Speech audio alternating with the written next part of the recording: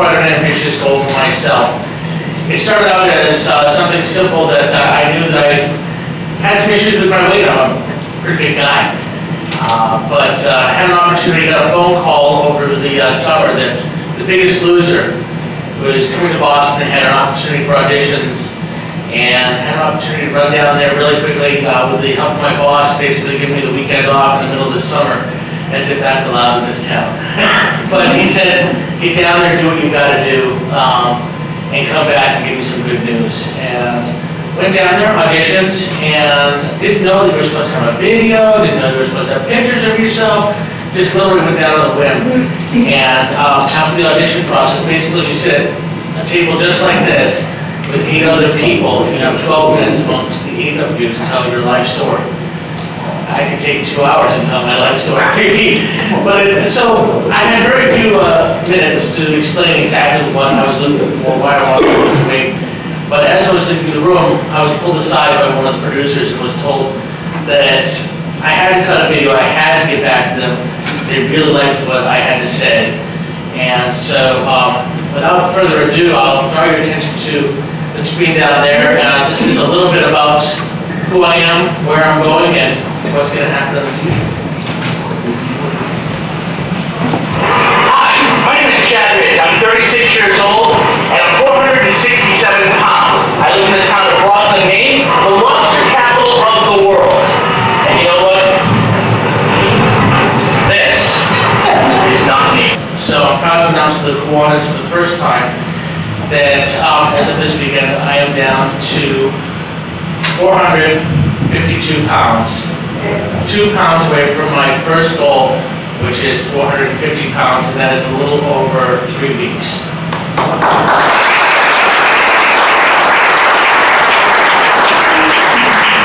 It's easy for me to stand here and say that I'm losing the weight. It's very easy to talk about this. But it's not just me. Being a bigger person, you're constantly in the public spotlight. People are looking at you, offering, oh, you should get on The Biggest Loser, you should try the gastric bypass. Everybody has a way to help you lose the weight.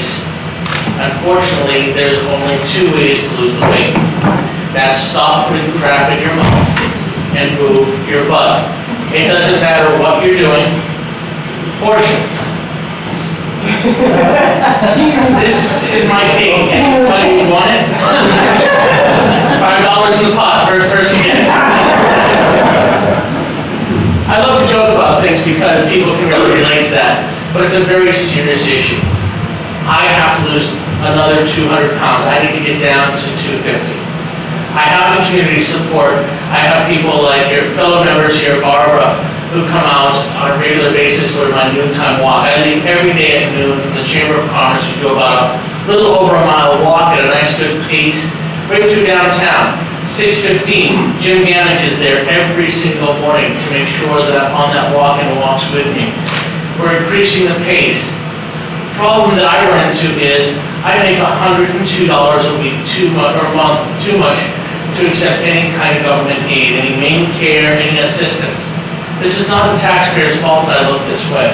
I don't have a thyroid issue. I don't have any special circumstances. I eat the food. I made the choice. I think I need a hand up, not a hand out.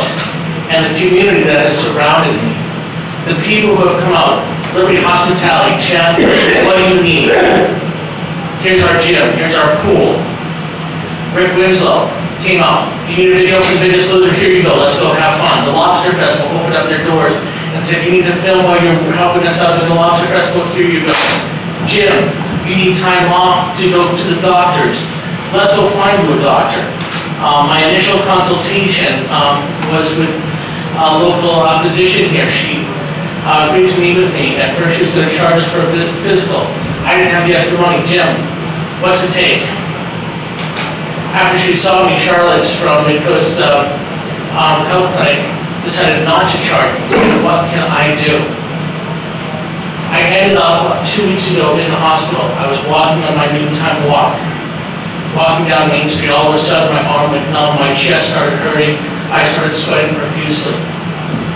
I had just started my diet, I had just started walking, I had people behind me. I ended up being rushed to the hospital. I've never seen Jim run so fast. If you ever want to see Jim run, just see somebody that he loves in trouble. He ran out his truck before the ambulance could get to me, had me to the hospital. I spent 2 days in the hospital. Ended up being the curse of broccoli. I ended up having some gas, and instead of moving out the normal way, it decided to come up in my chest, and it gave me the same effects as having a heart attack. But while I was in the hospital, I had a chance to talk to the doctors at Pepe, the nurses, the doctors, the people, the staff there just rallied around me, making sure that I was okay.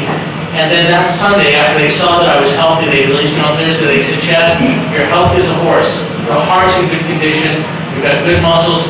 Just don't eat broccoli for a while. Get up that mountain.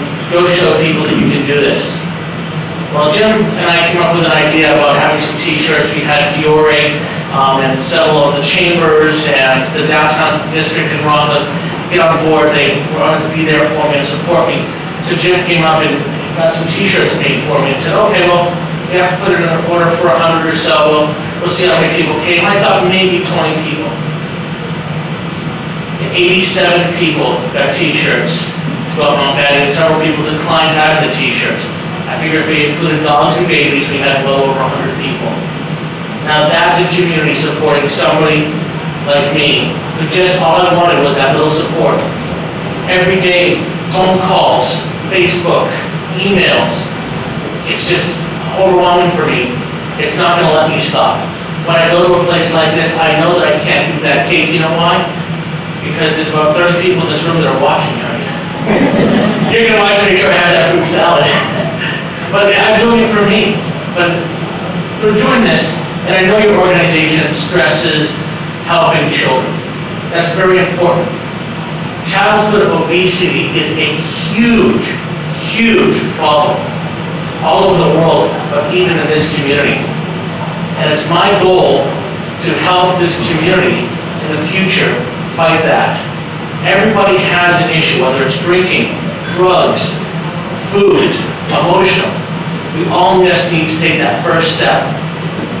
My first step was going and auditioning and making that video and seeing myself without a shirt on. First step. That's all it took.